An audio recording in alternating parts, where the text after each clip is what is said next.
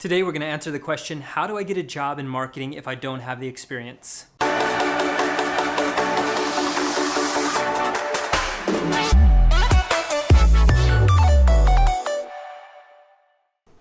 Hey, what's up friends? You're watching Fancy Pants Media, the show that is all about taking your marketing, media, and technology to the next level. My name is Nick. Today we are talking about how to gain that experience in the marketing industry when you don't have that experience. It's kind of hard because some people want tons of experience and, it's kind of crazy.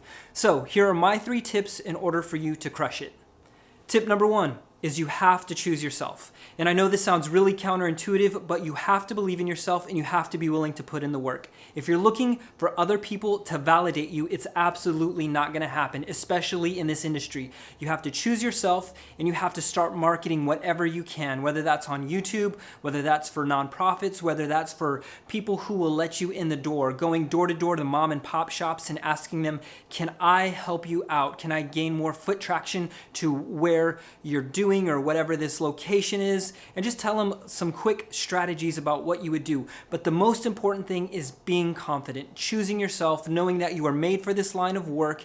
You're great at storytelling. You have to choose yourself, go out there and crush it. The second thing is you have to know your strengths. You have to know what you're good at. Some of you are great at video. Some of you are great copywriters. Others of you are great at this telling a whole complete package from narrative to deliverables, or maybe it's graphic design. Whatever it is, you have to know what your strength is. And this might sound really weird, but you have to stay in that lane. The reason you want to stay in that lane is because you want to maximize the output that you can do. If you're not good at scheduling, if you're not good at contacting clients, then you should either hire that out or think about a system that is going to allow you to do those things a minimal amount of time, but spending your time a majority in your strengths. That's where you're going to win. That's where people are going to hire you. That's where you're going to feel great. So leverage those strengths. And the third and final piece of advice is solicit feedback. The thing that you want to do as you are growing is you want to ask people, how are you experiencing me? How are you experiencing this marketing campaign? How are you experiencing things?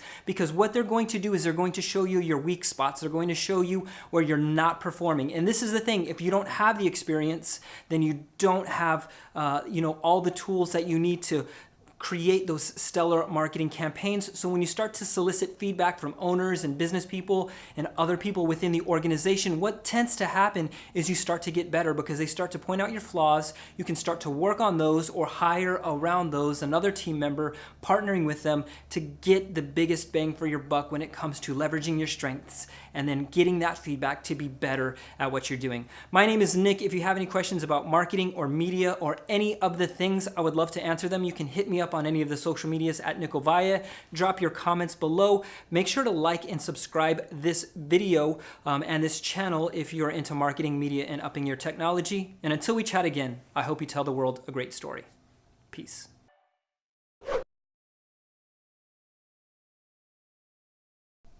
Focus right there. Crazy story. I was 18 years old and I was thrown into this managerial position at the YMCA.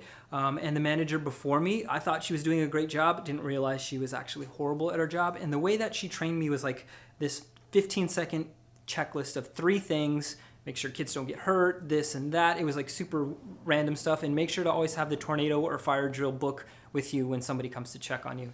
It's really weird, really short. And I'm thinking oh, this is fine. And the performance that I was giving after she left, I feel that it was better than what was happening before. But then 3 weeks later, I got fired or demoted, more or less. I got demoted. And the reason I got demoted was because I was not inviting feedback. You need to be a person who invites feedback because what that does is it sets a different kind of expectation. I know, weird ending, crazy story, but the thing that matters most is that you grow, and feedback's going to help you do that. Just had to reinforce that point. Until we chat again. Peace.